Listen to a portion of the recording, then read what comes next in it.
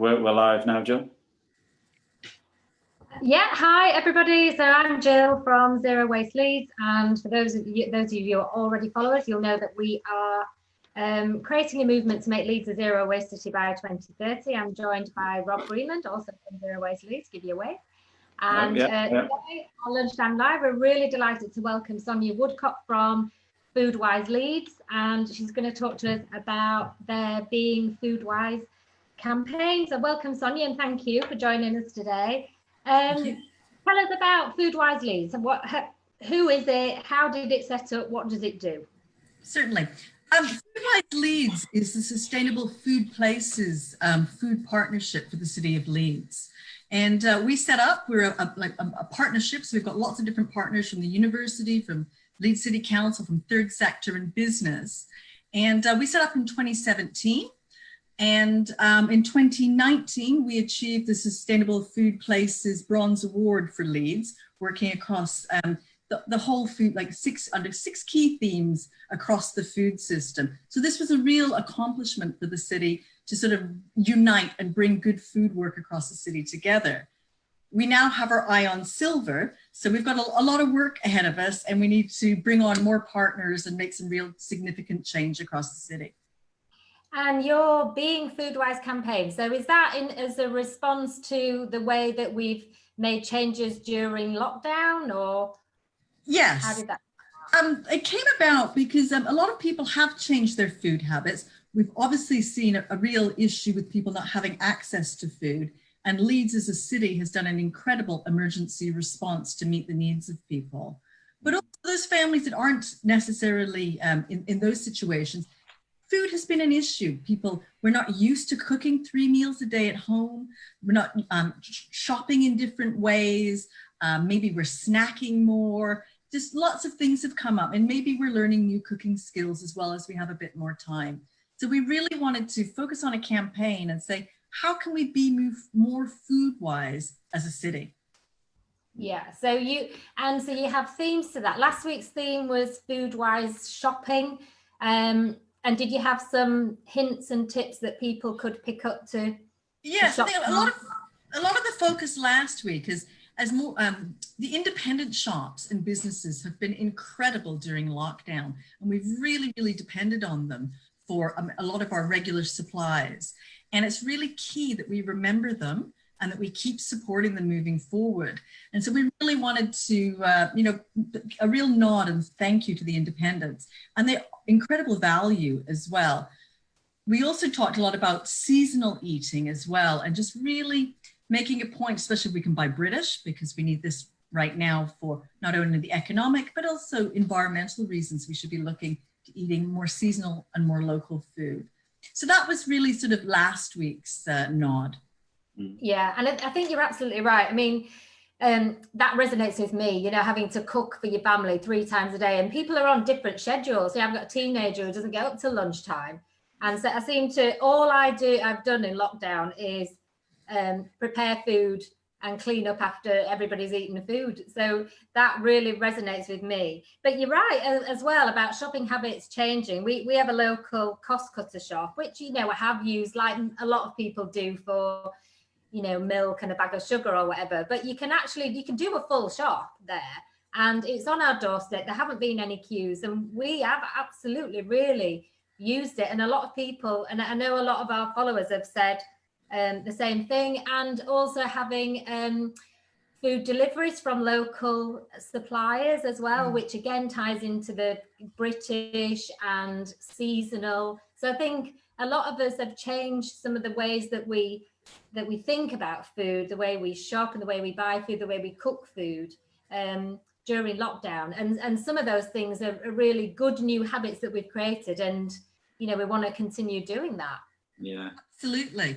And yeah, I mean, the rise in people wanting veg boxes as well, getting food delivered, and Leeds has seen the rise of a couple of new veg box schemes as well, which is really fantastic. And people like purchasing flour to make their own bread, supporting their local greengrocers as well, and maybe their cheesemongers or fishmongers, whatever's been possible. We've been really lucky in Leeds in that the market has managed to stay open where in so many other cities they were closed. So that's been really key. And I think it's just really important that we keep supporting them, remembering what they've been able to produce and supply us with, they can moving forward. And is that part of your longer term campaign in terms of supporting some of that kind of stuff for people to continue to use local shops and that kind of thing? Absolutely. We're really, really encouraging people to do that. Yeah. We're all working from home. Yeah. Yeah. You want to know where our lunch is. It's like, exactly. I mean, some really encouraging stats as well, isn't there? I think that 48% of people are throwing away less food, and RAP did a study that came back to say that there's 34% less food waste in our black bin. So it's kind of working. These new ways of thinking about food, and maybe the more time you've got to look in your cupboards before you do your shop to see what you've got and see how you could incorporate that in your shopping. Doing a meal plan, and I know that's really helped in our house, and particularly involving the kids as well, because if you involve them, they're more likely to eat it than if you don't. Doing putting a shopping list together from your meal plan, and then doing your shopping based on that list, and that's really good that people are thinking in those different ways, and clearly the evidence suggests wasting a lot less food. Yeah, I know, absolutely. I think all these little tips are really helpful, and if we can incorporate them into our lives in the longer term, is even better. So everything we can share and learn, and we just want to hear from people. What's working in your household? What changes have you made? Yeah. And also, I suppose there's probably, I think we all have a kind of set of recipes that we kind of go back to, and I'm imagining that's happened a bit more during lockdown. And I mean, I suppose comfort food in particular, but there are certain things that we all kind of go back to, aren't there, in terms of key recipes? Absolutely. I mean, there's been an absolute rise in bread making, which is phenomenal. Yeah. Which is really interesting. A bit more time. Yeah. So there's been research around waste reduction. I think it was Hubbard, wasn't it, who kind of had some research around that I'm just interested if you've got thoughts on why we are wasting less food. Do you think that we value it more, or is it? Well, I hope so. Partly I think we have a little bit more time. Like, we're not rushing around quite as much. And it's more of an effort to go out and get food as well. Yeah. So I'm hoping that people are realizing that they've got the opportunity to value it. They're taking the time to, and it's all right to slow down a little bit and engage with the process. Yeah. I think the time point is a really key one, I think, isn't it? And that needs recognizing, doesn't it? That things are likely to change again in the future. But again, it's a theme that we've been looking at quite a lot of Zero Waste Leeds, about how we can try to kind of retain some of the habits that we've got into during lockdown, and I think that is, as I say, our lives may get busier again, but hopefully we've got into some of those habits about cooking a bit more, or shopping to a list, or whatever it might be. Try and keep some of them going, and they can, they're good, and they can save you money as well. I mean, all that kind of stuff, not wasting so much. Absolutely.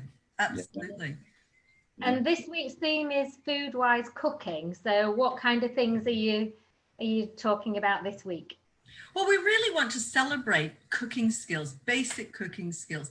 And we understand that not everybody's had the experience growing up of having those skills within their home, and they've had to go out to learn them. And there's loads of opportunities now, fantastic online resources and cook-alongs that are popping up from stuff done right here in Leeds or abroad. So there's lots of opportunities, and I think because people have had that time, they're able to engage with it a bit more. And we just sort of want to celebrate that. We want to hear what new things people have been cooking, what staples have worked, and their favorite recipes, or just some useful tips. I mean, I started making sourdough, not something I'd ever done before. No. Again, back to the time issue. But you've also had, so Anthony O'Shaughnessy he works. He's involved with the work that you're doing as well. Is that right? Yes, he's one of the cookery trainers at the Ministry of Food.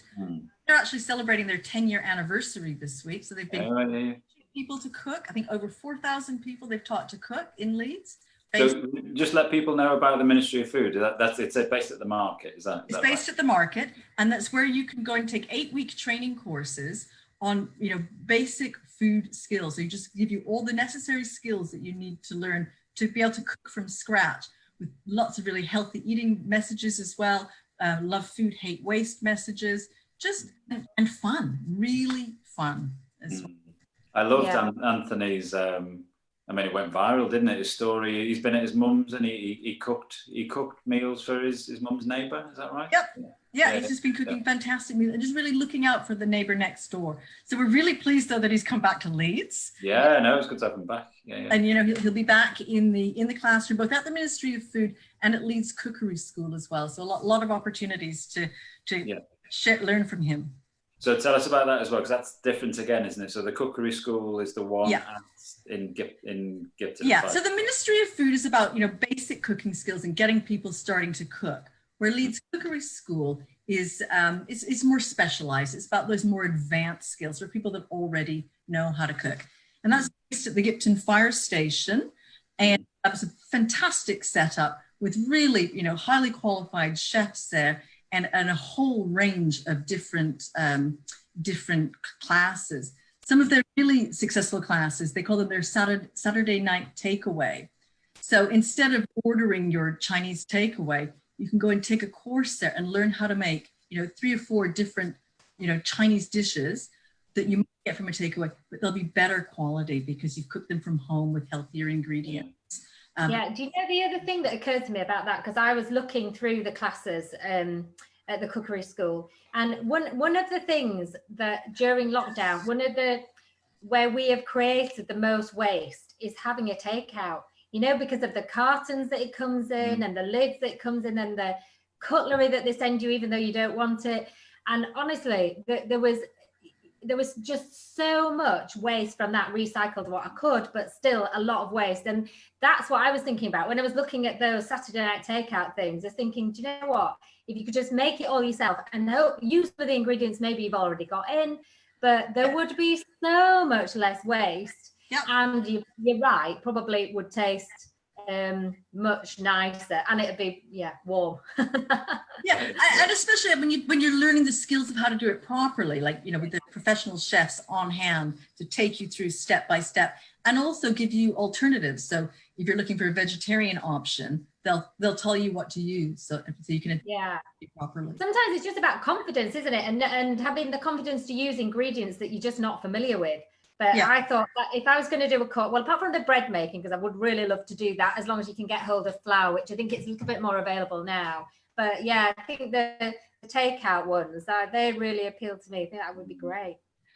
I really like the appeal of them as well because they engage different cultures from around the world. So all these fantastic foods that are now available in Britain, you cook yourself. So. Yeah.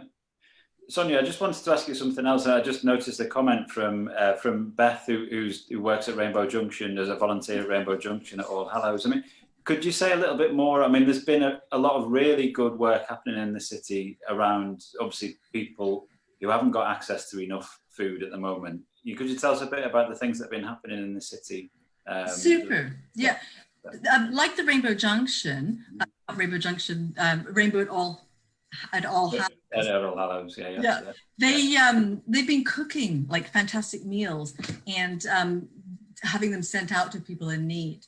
And really great because it's using surplus food and people coming together, cooking together, and then the food is being distributed out into the community. And there's a variety of different places that have been doing this across the city, and it's just a fantastic way. And I think it's a way we need to move forward as well about doing more communal cooking, looking after our neighbors, making sure that everybody has access to, really good food. Yeah. And avoiding waste at the same time. Yeah, good. Thank you. Yeah. I think it is a good thing to remember. We talk about food waste. And there are so many people across the city who haven't got access to food, who wouldn't waste it if they had the opportunity. It is a really complex issue. And I know that food banks, for example, the demand is just huge. from people who wouldn't dream of wasting something that they just don't have enough of. It's worth remembering that that's one of the situations we're in, and going forward for a lot of families that, you know, the financial pressures, it is going to mean that they maybe have less access to fresh food, and that we all need to be more creative and really respect the food that we've got and use the food that we've got and waste less of the food that we've got. Grow our own food as well. You were saying, Sonja, that you're growing lettuces at the minute. That's great. And so it puts you really into that seasonal eating as well, because at the moment I've got like masses of lettuce, but you know, the weather's lovely. So what more do we want to be eating right now? But a variety of different salads, which I get from, you know, other ingredients to include. It was really nice. We went this weekend for the first time to visit my children's grandparents. And, you know, so we took over home cooked food for them, because as they're older and they're shielding as well. Just to be able to share that home cooked food with greater nutrients in it was, you know, really, it's a nice gift. And also we had a bit of a glut. So to be able to share that. And I think we can really think about, I think we were talking about Anthony earlier, he was looking after his neighbor. We can always think like that. We can always share when we've got a bit too much.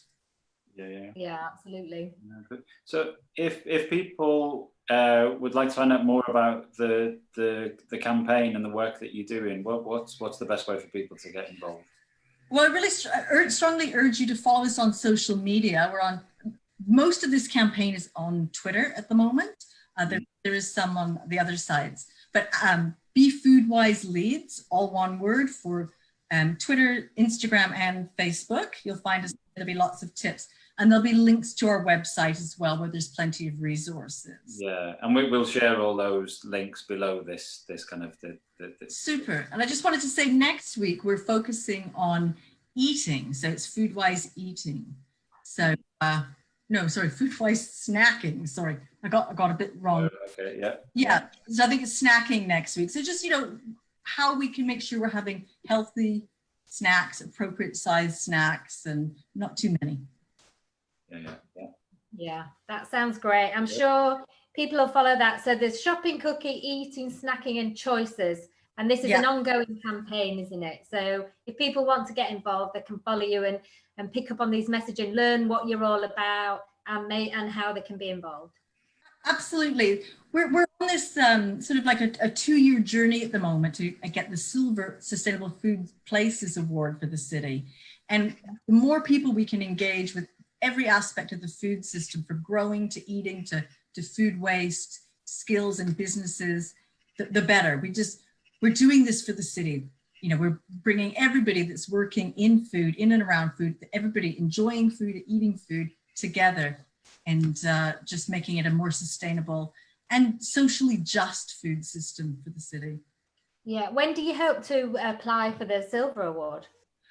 Well, I think it'll be next year sometime, sort of maybe springtime, when we'll start the application process. But obviously COVID sort of set things back a little bit.